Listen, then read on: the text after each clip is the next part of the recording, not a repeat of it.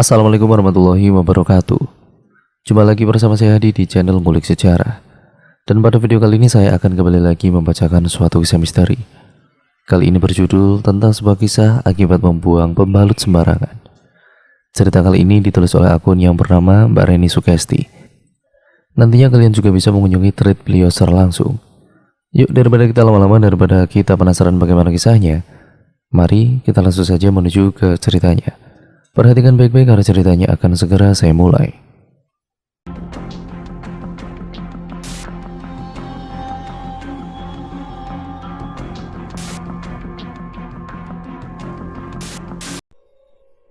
Awan mendung tampak menyelimuti sore yang kian mencekam, sunyi tanpa bisingnya siswa yang berlarian di tempat ini.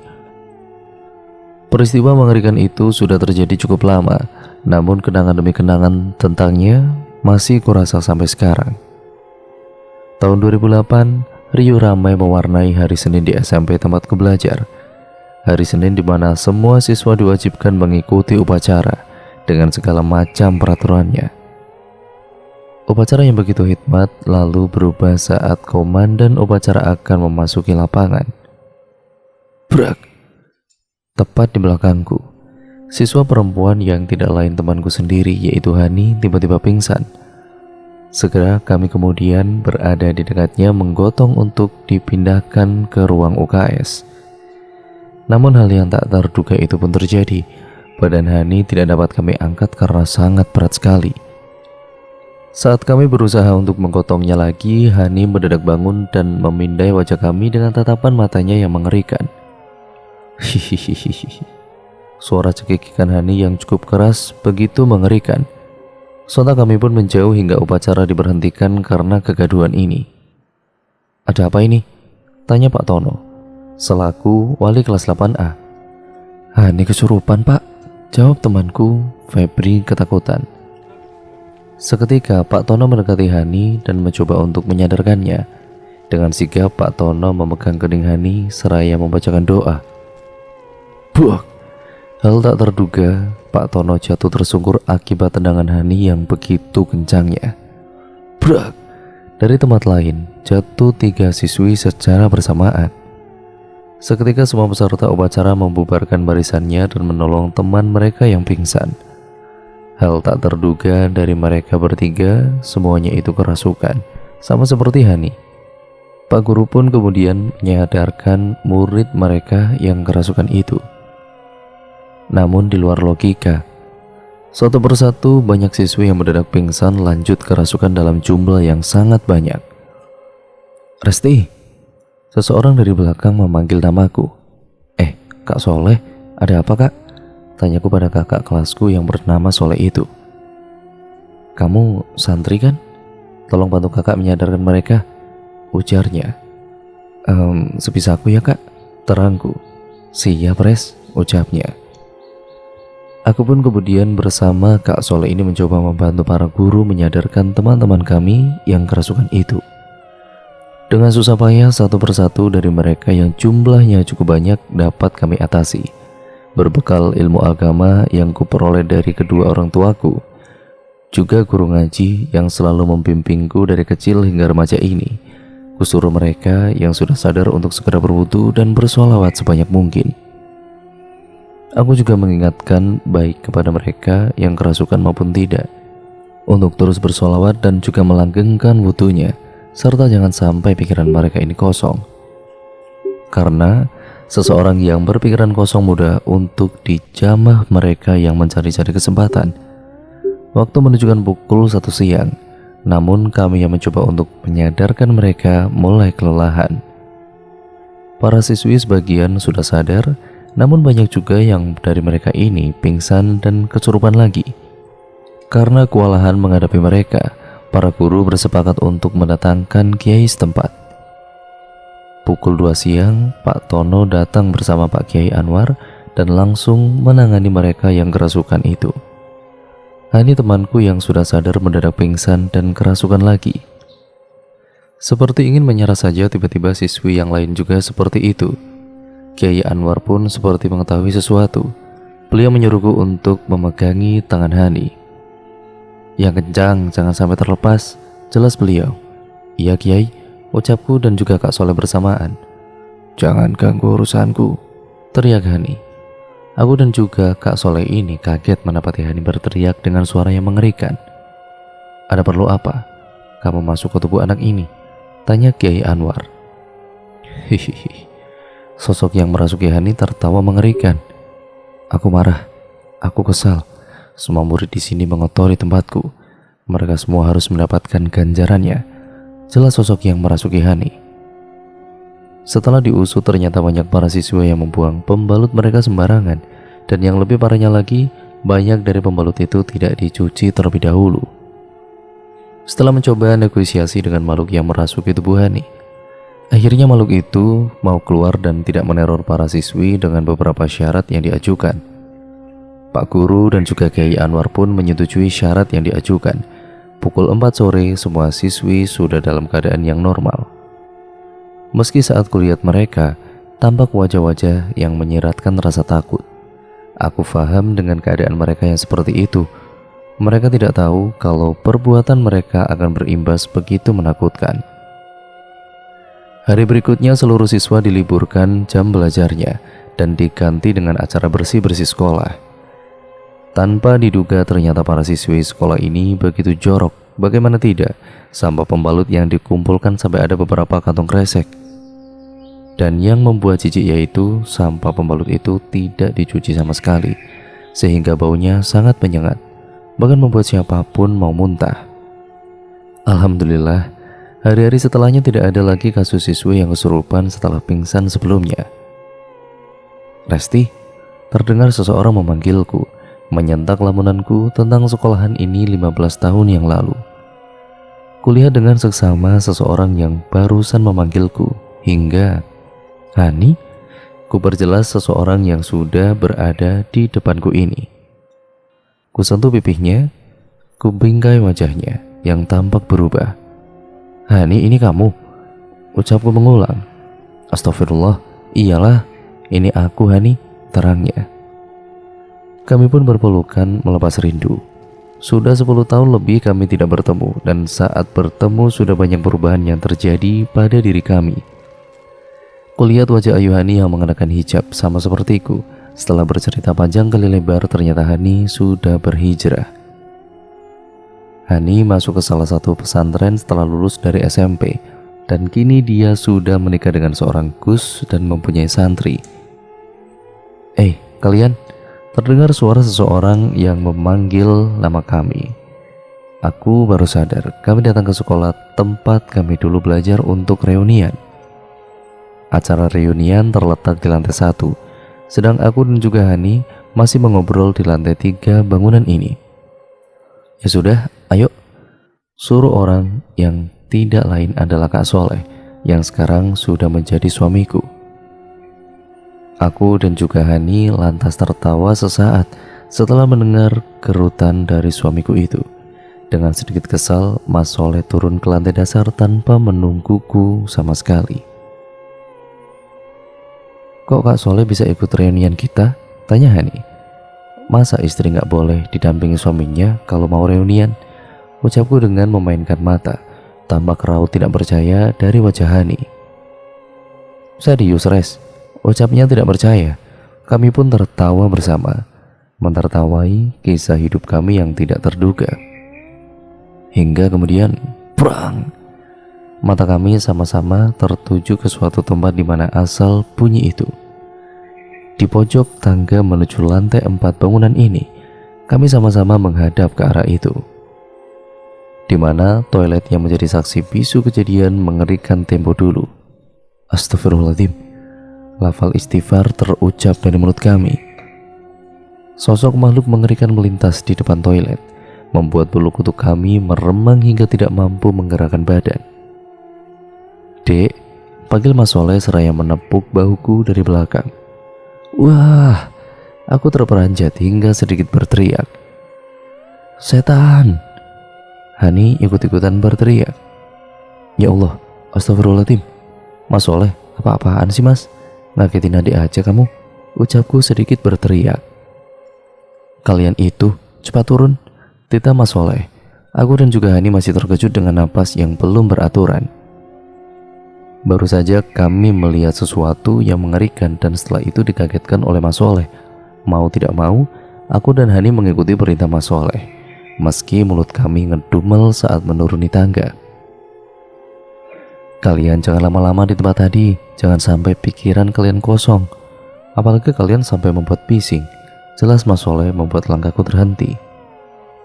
Maksudnya? Tanyaku bingung. Memang kenapa? Hani ikut bertanya. Ada sesuatu ya? Tanyaku lagi. Pasti ada apa-apa kan? Hani membenarkan. Jangan-jangan yang tadi, ucapku. Sudah pasti itu Res. Hani kemudian menyaut.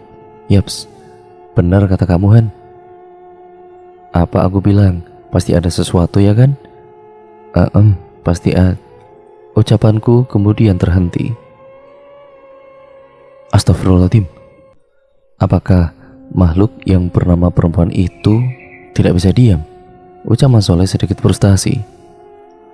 Melihat suamiku yang sedikit kesal, aku dan juga Hani lantas melanjutkan langkah kami menuruni tangga. Kalian? Ucap Mas Soleh. Kami pun berhenti dan menoleh kepadanya. Kalian jangan ceritakan soal yang tadi kalian lihat di atas. Cukup kalian saja yang tahu. Jangan sampai kalian keceplosan, oke? Satu lagi, hormati setiap kelakuan kalian. Jangan sampai kalian berbuat sesuatu yang mengundang makhluk itu datang lagi. Terang Mas Soleh. Kami sama-sama mengerti apa yang dimaksud oleh Mas Soleh dan mengiyakan apa yang dikatakan olehnya.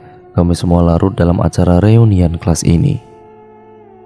Semua bersuka cita melepas rindu yang telah lama terpendam hingga waktu menunjukkan pukul 5 sore dan kami mengakhiri acara reunian ini.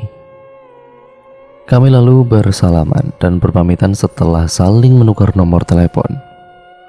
Namun, aku yang masih kangen dengan Hani melanjutkan acara reunian ini dengan pergi ke taman kota yang tidak jauh dari SMP tempat kami reunian. Mas Soleh juga ikut menemani kami menghabiskan waktu di taman. Res, ucap Hani mulai obrolan. Iya, kenapa? Jawabku sekenanya. Pas tadi kita di sekolah, aku kepikiran dengan keadaan pesantren yang tengah aku jalankan. Memangnya kenapa Han? Tanyaku. Santri-santriku kurang menjaga kebersihan Res. Hah? Iya, kebanyakan mereka yang menyantri di pesantrenku anak kampung sekitar dengan latar belakang berbeda, dengan kenakalan yang berbeda pula. Setauku memang pesantren seperti itu, tapi apa yang membuatmu mengeluh? Mereka sulit buat dikasih tahu, aku hampir menyerah Res, terangnya. Sebegitu sulitkah sampai kamu berkata kayak gitu? Tanyaku menelisik. Tampak Hani menjatuhkan kepalanya di meja taman, lalu kemudian mengembuskan napas beratnya. Tolong aku Res, lirihnya. Ya sudah, besok aku ke pesantren kamu ya, ucapku kemudian. Tampak wajah binar dari sahabatku ini. Meski dalam hati aku tidak begitu yakin bisa membantu masalah yang tengah dihadapi olehnya. Beberapa hari kemudian, aku dan juga Mas Soleh mendatangi alamat yang Hani berikan sore itu. Dari luar bangunan pesantren yang ada di depan kami terlihat seperti bangunan pada umumnya. Aku dan juga Mas Soleh kemudian memasuki area pesantren setelah sebelumnya disambut oleh Hani dan sang suami. Setelah mengobrol di ruangan yang terpisah, aku diajak Hani berkeliling area pesantren. Aku diajak keliling melihat ruang kelas dan taman sekitar area komplek. Setelah itu, berlanjut di kamar tempat para santrinya istirahat. Masya Allah, aku begitu takjub melihat anak-anak sedang mengaji. Sejauh ini, kulihat semuanya tampak tertata rapi dan tidak ada masalah apapun, termasuk dengan kebersihan area pesantren ini. Astagfirullahaladzim, ucapku seketika berubah saat memasuki area kamar mandi santri. Ya, setelah Hani mengajakku keliling di area atas, Hani kemudian mengajakku keliling di area bawah, tempat para santrinya mandi dan juga mencuci. Begitu terkejutnya aku melihat sampah pembalut yang menumpuk di tempat sampah area mandi ini memang terbagi dalam 3 tempat. Tempat pertama kolam besar yang biasa digunakan santrinya untuk berenang dan mencuci baju. Kemudian sisi bagian kanan terdapat kamar-kamar mandi yang berjumlah beberapa kamar, sedangkan sisi kirinya beberapa toilet pula. Han, kamu gak negur santrimu biar mereka menjaga kebersihan gitu? Tanyaku pelan kepada Hani. Sudahlah Res, tapi mereka seperti tidak mendengarnya. Bunga tua, melepuh kuping tengen, metu kuping kiwa. Masuk telinga kiri, lanjut keluar telinga kanan, jawabnya dengan keluh. Aku tersenyum getir mendengar keluhan dari sahabatku ini. Ingin mencoba menenangkannya, namun takut jika melukai hatinya. Tolong, tolong, ada yang pingsan. Terdengar teriakan dari area atas meminta tolong. Aku dan juga Hani cepat-cepat naik ke area atas, memastikan apa yang sedang terjadi. Astagfirullahaladzim, Hani nampak terkejut melihat salah satu santrinya pingsan. Segera para santri yang melintas mau membopong Dita, santri yang pingsan tersebut, untuk dibawa ke ruang kesehatan pesantren. Astagfirullahaladzim, ya Allah, tampak raut ketakutan dari wajahnya. Han, sapaku kepadanya. Aku takut Res, anak itu kemarin-kemarin pingsan dan setelah itu kerasukan. Terangnya mengagetkanku. Wah, tolong, tolong. Astagfirullahaladzim. Mendengar kegaduhan yang semakin menjadi, Hani lantas pergi menuju ruang kesehatan berada. Astagfirullahaladzim, ucapnya dengan lirih. Kulihat santri yang bernama Dita itu kini seperti orang yang kerasukan, sehingga membuat teman-temannya itu heboh ketakutan. Perlahan ku coba mendekatinya, menatap manik legamnya yang kini hanya terlihat putihnya saja. Hati-hati Res, tegur Hani khawatir. Santri yang mengerubunginya pun tadi menjauh memberi ruang untukku. Aku terperanjat kaget saat tiba-tiba Dita menatapku dengan senyum seringai yang menyeramkan itu. Bismillah, aku semakin mendekatinya. Kamu siapa? Tanyaku. Makhluk yang merasuki Dita pun menatapku. Lalu dia pun tertawa. Aku menyukai anak ini, ucapnya.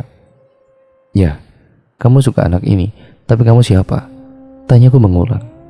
Aku yang menunggu mereka di bawah. Aku yang rumahku mereka kotori dengan sampah sama mereka, sahutnya. Ya sudah, sekarang kamu pulang dulu ya. Anak ini mau mengaji sebentar lagi, bujuku. Makhluk yang merasuki Dita tiba-tiba menatapku dengan marah, seperti tidak terima dia diusir halus. Aku suka anak ini. Kamu jangan membuat saya marah, ancamnya. Setelah mendapat isyarat dariku, dua santrinya Hani yang terlihat pemberani memegang tangan Dita masing-masing satu. Kusentuh keningnya dengan jempol, lalu kemudian membacakan doa. Makhluk yang merasuki Dita tampak merasa kesakitan saat dia bertahan untuk tetap berada di tubuh Dita. Namun dengan kekuatan yang kupunyai, makhluk itu akhirnya keluar dari tubuh Dita dengan lantaran Gusti Allah menyembuhkannya lewat dariku. Segera kutepuk pelan pipinya, mencoba menyadarkannya dengan memanggil namanya. Alhamdulillah, ucap kami serentak saat Dita mencoba membuka matanya. Setelah agak tenangan, aku bertanya padanya setelah santri yang lain keluar dari ruang kesehatan ini. Dit, kamu jangan suka melamun ya, ucapku. Iya bu, jawabnya. Kamu tadi sedang apa sih? Kok bisa sampai kerasukan seperti itu?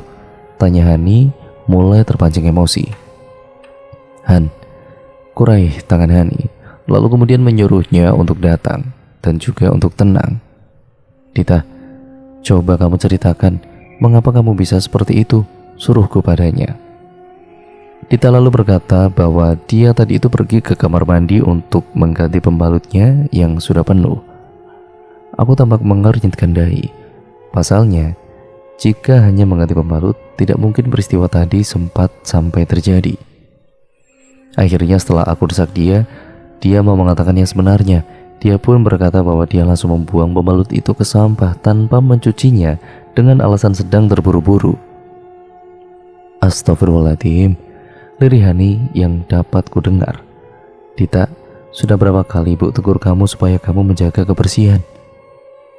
Kamu itu selalu saja ada alasan mengapa kamu tidak mau membersihkan bekas pembalut yang kamu pakai itu, ucap Hani seakan frustasi.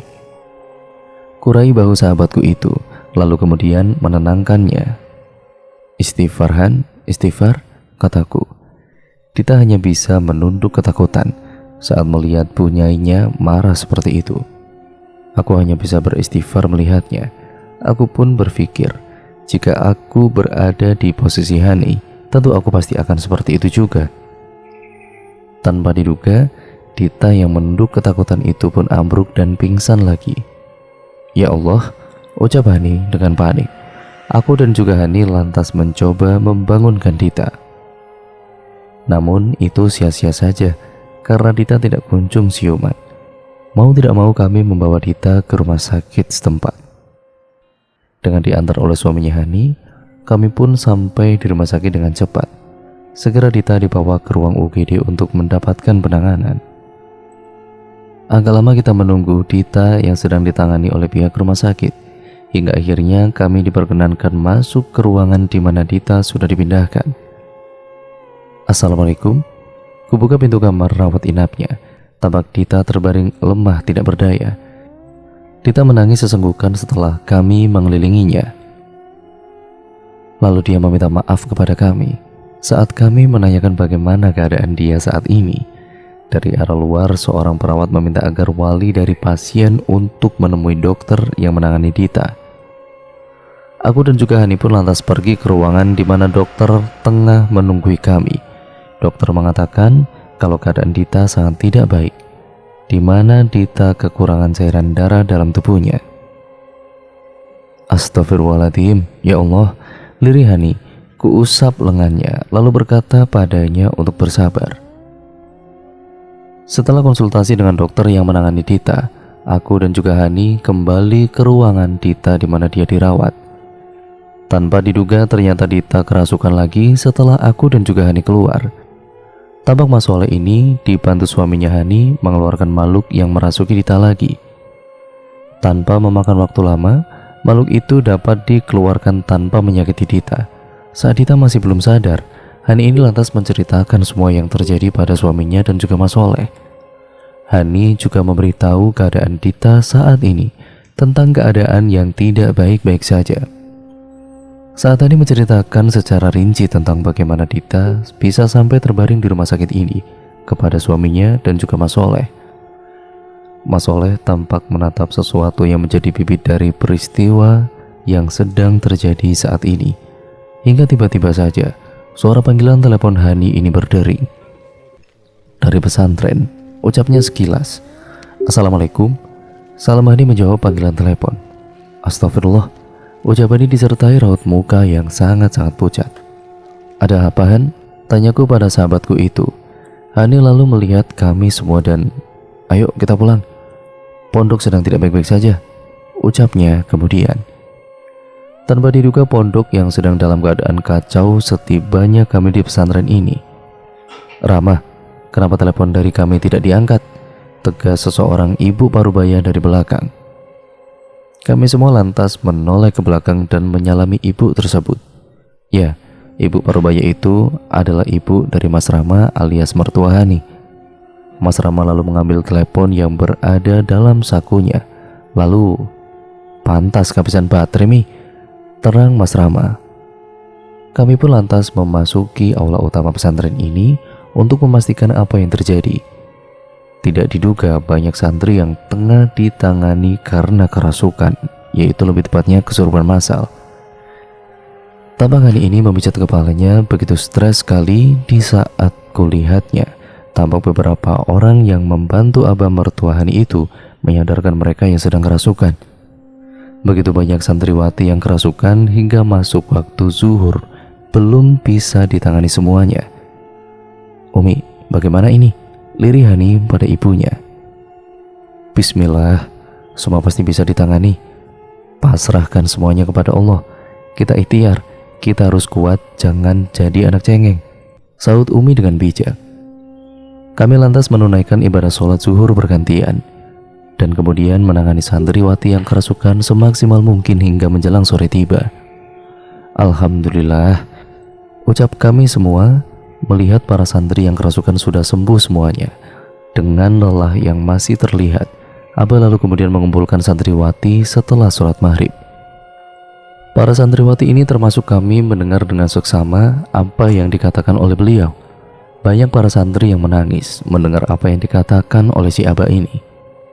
Seakan mereka mengerti tentang keteledoran mereka yang mana mereka lakukan dengan penuh kesadaran. Abah juga tidak berhenti-hentinya menasihati kami untuk selalu menjaga kebersihan.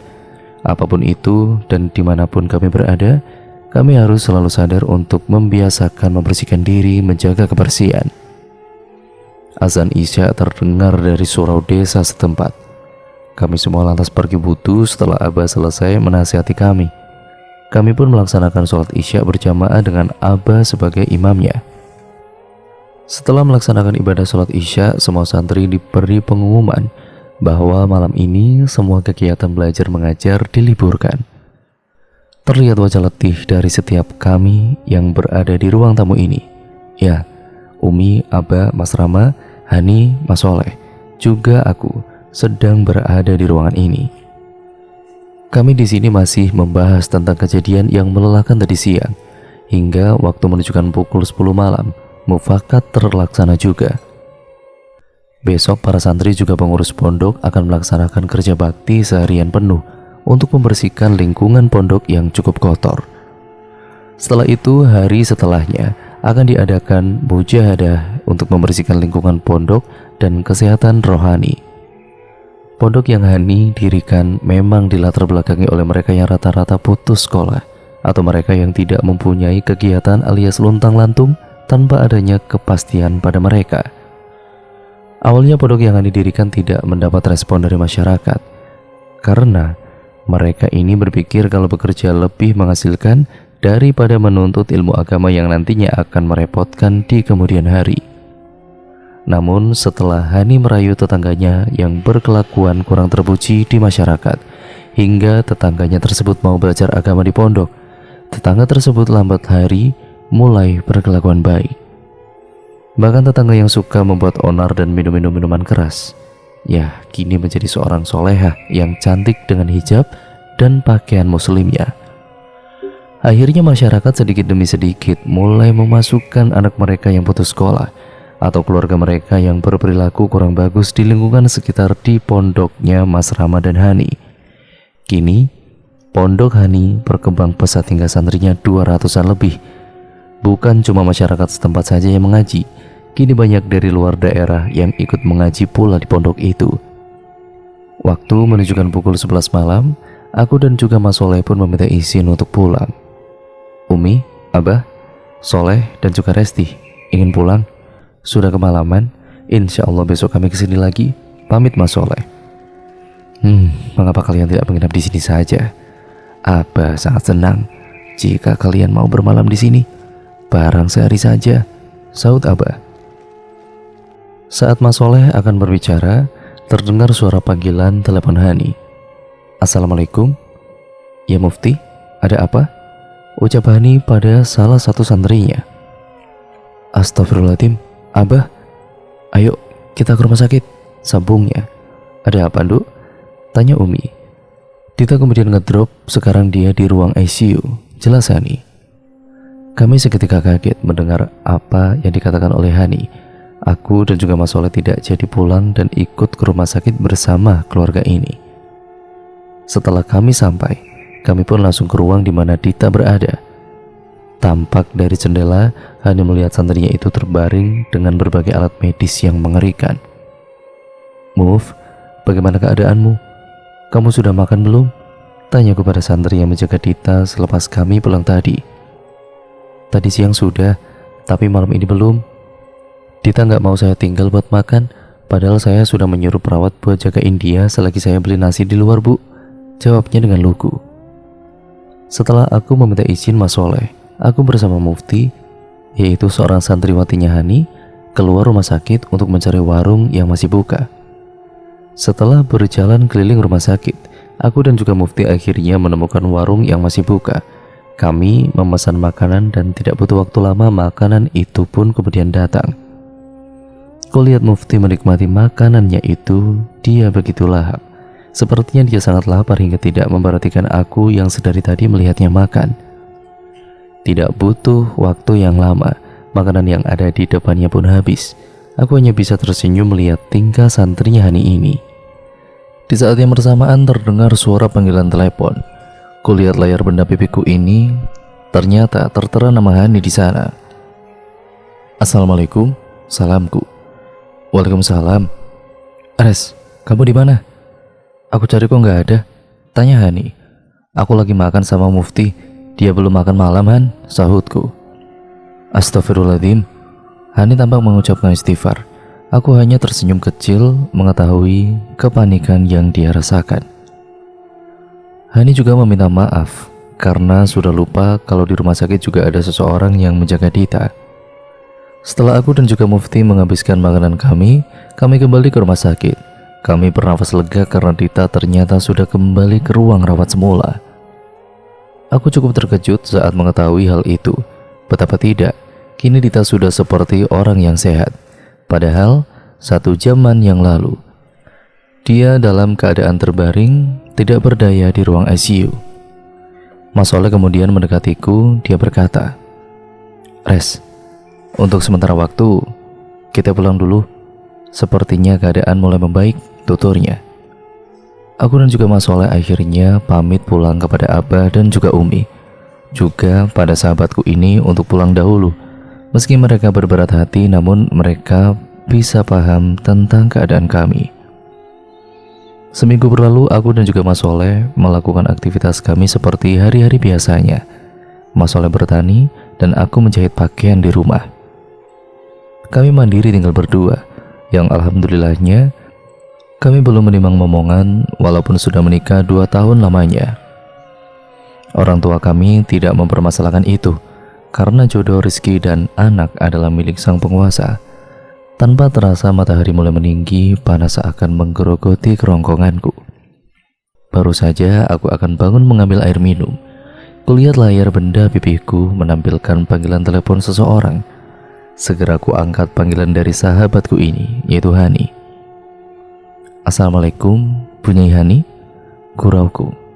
Waalaikumsalam, Ibu Haja Resti, balasnya. Amin, amin. Ku aminkan apa yang dikatakan sahabatku ini. Ada apa, Han? Telepon aku siang-siang begini? Ada masalah di pondok? Tanyaku kemudian. Alhamdulillah sudah tidak ada lagi. Yang seperti kemarin itu, alhamdulillah sudah tidak ada. Hanya saja ucapannya terpotong. Hanya saja, ulangku. Kamu bisa ke pondok lagi nggak? Bareng suamimu. Kamu harus melihat sendiri tentang ini.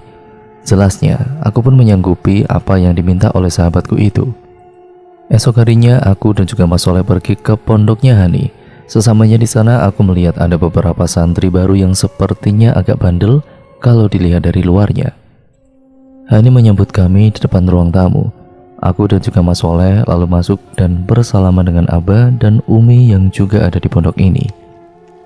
Tanpa basa-basi, Mas Rama lalu membahas apa yang menjadi permasalahan di pondoknya saat ini, hingga meminta bantuan Abah, Umi, dan kami. Jadi begitu ya, lirik Mas Soleh. Tampak wajah serius kami setelah mendengar apa yang dikatakan Mas Rama, tanpa babibu. Aku meminta Hani untuk mengantarku melihat keadaan yang diceritakan suaminya. Betapa terkejutnya aku saat melihat kamar di mana kejadian itu berlangsung. Aura di kamar ini begitu mencekam, aku sampai berkedip ngeri membayangkan malam itu.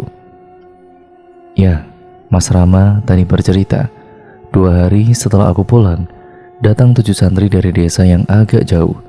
Dari ke-7 santri tersebut, hanya ada 1 tidak didampingi walinya. Dia mengatakan kalau dia yatim piatu, sehingga Mas Rama menerimanya di pondok setelah mengetahui pasti alamatnya dengan menelepon nomor RT alamatnya. Mas Rama tidak menaruh curiga karena memang kemarin dari desa si anak tersebut ada seseorang datang kemari untuk memondokkan anak perempuan yang di kemudian hari akan datang. Dari ke-7 anak tersebut juga hanya anak itu yang berbeda desa. Karena tidak ingin membedakan, makanya kami menerima mereka semua dalam satu kamar. Namun tanpa diduga-duga saat malam hari tiba, anak yang bernama Rati itu tidak membereskan tasnya. Dia hanya duduk terdiam di pojokan kamar, melihat teman sekamarnya merapikan barang-barang mereka. "Ada yang mau ke toilet nggak?" Celetuk salah seorang di antara mereka, sebut saja namanya Nana. Tanpa diduga, Rati berdiri dan tersenyum. Dia juga mengulurkan tangannya. Nana dan Rati kemudian pergi ke toilet yang ada di bawah. Setelah Nana selesai dengan hajatnya, dia lalu main di area kolam renang, menunggu Rati yang belum keluar. "Rati, ayo cepetan. Udah jam 9, gak ada orang lagi." "Aku takut, Rati," teriak Nana dari luar toilet. Karena tidak kunjung mendapatkan jawaban dari Rati, Nana pun berinisiatif untuk mendatangi Rati di toiletnya. Wah, Nana menjadi histeris saat membuka toilet yang Rati gunakan. Dengan langkah kaki yang lemas, Nana mencoba berlari sekuat mungkin hingga dia sampai di kamarnya. Teman-teman sekamarnya langsung mengerubungi Nana yang ketakutan itu. Dengan tangisannya, Nana minta untuk pulang, membuat teman sekamarnya itu bingung. Karena mendengar kegaduhan, santri yang berada di kamar sebelahnya menghampiri kamar mereka. Santri tersebut menemui Hani setelah mendengar keluh dari Nana. Hani yang mengetahui tentang itu langsung mendatangi kamar mereka. Tidak disangka Nana sudah dalam keadaan kerasukan saat Hani tiba. Hani kemudian meminta agar semua melanggengkan sholawat selagi Hani menyadarkan Nana dari kerasukan itu. Dengan izin Allah, Nana dapat disembuhkan. Nana lantas menangis. "Bu, aku pengen pulang," kerengeknya. Hani pun mencoba menenangkan santri barunya itu. Setelah agak tenang, Nana lalu menceritakan apa yang terjadi. Astagfirullahaladzim, Hani terkejut. Belum selesai keterkejutan Hani dengan apa yang dikatakan Nana, di luar dugaan, Mas Rama ini menyuruh Hani untuk ke rumah utama. Tidak disangka-sangka ada seorang wali yang mengantar seorang santri di malam hari. Santri itu tidak lain seperti Rati yang tadi siang kami menerimanya. Pakaian, tas, juga semua yang kami lihat pada anak itu sama seperti yang Rati gunakan. Bapak yang mengantarkan santri itu membuat kami kembali terkejut saat beliau mengatakan kalau baru bisa mengantarkan Rati ke pondok malam ini. Karena tadi siangnya ada keperluan sehingga Rati tidak bisa diantar siang itu. Hani dan juga Mas Rama diam sesaat. Karena tidak ingin membuat kecemasan, Mas Rama ini lalu menerima Rati di pondok ini. Sedangkan wali yang mengantarnya pulang saat semua persyaratan masuk pondok disepakati. Melihat Rati yang kebingungan juga kelelahan, Hani ini menyuruh santri yang dia percaya untuk membawa Rati ke kamarnya. Mas Rama dan juga Hani kemudian pergi ke kamar yang digunakan santri barunya siang tadi. Masih dalam keadaan tegang, Mas Rama pun mencoba menenangkan santrinya itu. Setelah agak tenang, Mas Rama lalu meminta tas yang dibawa Rati siang tadi. Dengan hati-hati Mas Rama membuka tas itu. Astagfirullahaladzim. Wah, kami semua terkejut saat melihat isi dalam tas itu. Betapa mengerikan juga menjijikan karena yang ada dalam tas itu berupa beberapa pembalut kotor yang masih ada darahnya. Seketika bau anyir memenuhi ruangan itu. Hani melihat beberapa santri barunya yang berada di dalam kamar ini seperti mau muntah. Tanpa diduga-duga, Nana yang berada di pojokan tiba-tiba menggeram. Sontak, teman yang berada di sampingnya pun pergi menjauh. Saat dengan tatapan mengerikan itu Nana berikan kepadanya. Hihihihi, tawa Nana mengerikan. "Kamu siapa?" tanya Mas Rama. "Aku suka anak ini, dia mengotori tempatku, dia temanku," kata sosok itu memakai jasad Nana. Astagfirullahaladzim. "Dengan atas nama anak ini, saya meminta maaf. Sekarang saya minta kamu keluar dari tubuh anak ini," pinta Mas Rama. Setelah perdebatan yang cukup rumit dan mengerikan ini, sosok yang merasuki tubuh Nana pun mau keluar juga. Dengan syarat agar semua santri di sini mau menjaga kebersihannya, terutama untuk masalah bekas pembalut yang mereka gunakan. Kembali Hani mengelus dadanya yang mulai sesak itu. Baru kemarin masalah di pondoknya selesai, kini timbul lagi masalah yang terjadi gara-gara pembalut wanita. Tidak lama setelah sosok itu keluar dari tubuh Nana, Nana pun pingsan dan teman-temannya yang tadi itu menjauh darinya mendekatinya lagi dan mencoba membangunkannya lagi. Tak butuh waktu lama, Nana akhirnya sadar dari pingsannya karena dia tidak ingin menunggu waktu lagi. Nana yang masih lemah itu diinterogasi oleh Mas Rama. "Nana, Bapak minta kamu bicara jujur. Apa yang kamu lakukan tadi di toilet bawah hingga makhluk mengerikan itu datang karena tanpa sengaja kamu yang mengundangnya?" tanya Mas Rama berwibawa. Sesaat Nana terdiam. Dia menundukkan wajahnya lalu menangis dengan tangan yang menangkup. Kami yang berada di kamar ini dengan sabar dan juga sadar menunggu jawaban dari Nana. Setelah agak tenang, Nana pun lalu berkata dengan takut, "Aku tadi ke toilet bersama Ratih." Nana menjeda kalimatnya. Setelah menghirup udara sebanyak mungkin, Nana kembali mengatakan sesuatu. "Aku tadi mengganti pembalutku yang sudah penuh. Karena dingin dan juga sudah larut malam, aku melipat pembalut itu tanpa mencucinya. Terus aku buang gitu aja di pojokan sampah," ucap Nana, berhasil membuatku sedikit kesal. "Lalu?"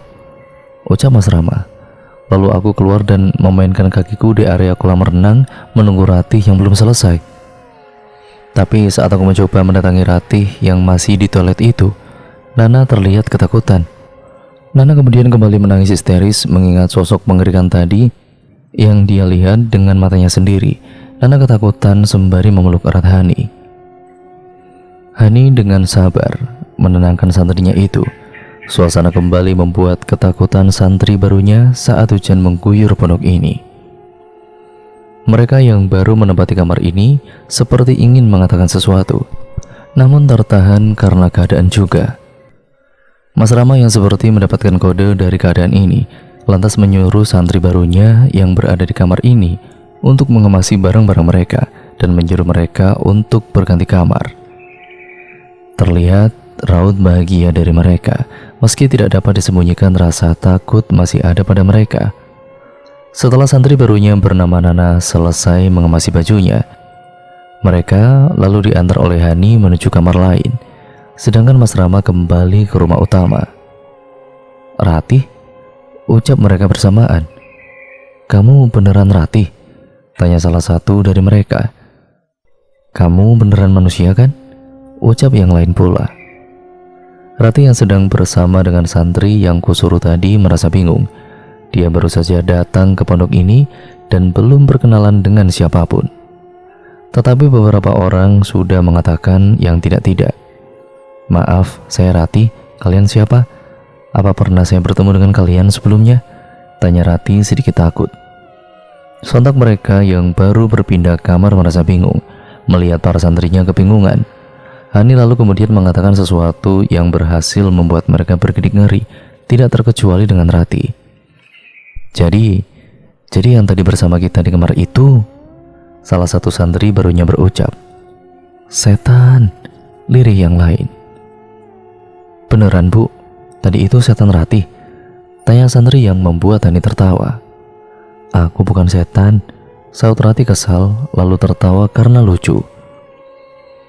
Hani lalu menjelaskan secara rinci pada santrinya itu. Setelah mereka semua mengerti, mereka lalu berjanji kepada ibu nyainya itu untuk menjaga kebersihan lingkungan, terutama kebersihan dirinya sendiri. Hani lalu larut dalam canda cerita di kamar santrinya itu. Hingga tidak terasa waktu sudah menunjukkan pukul 2 dini hari. Hani lantas menyuruh santrinya untuk lekas beristirahat, karena saat subuh tiba, mereka harus bangun untuk sholat berjamaah. Saat Ratih hendak menyelimuti dirinya, Nana mencolek bahu Ratih. "Ada apa denganmu?" tanya Ratih bingung. "Mau memastikan saja, seseorang yang berada satu ranjang denganku itu, ya beneran manusia atau bukan? Ya intinya bukan setan yang tadi aku lihat," gurau Nana yang berhasil membuat tawa seisi kamar. Aku lantas menyuruh Hani untuk kembali membersihkan area pondok, terutama kamar ini, dan mujahadah bersama setelahnya. Esok harinya setelah aku dan juga Mas Soleh pulang, Hani mengadakan acara bersih-bersih satu pondok dan meliburkan semua kegiatan belajar mengajarnya. Para santri antusias sekali saat membersihkan area pondok. Hani berharap dari kejadian beruntun ini, santri-santrinya dapat menumbuhkan rasa kebersihan. Dimanapun kita berada, dalam keadaan apapun juga, mereka selalu ada di antara kita.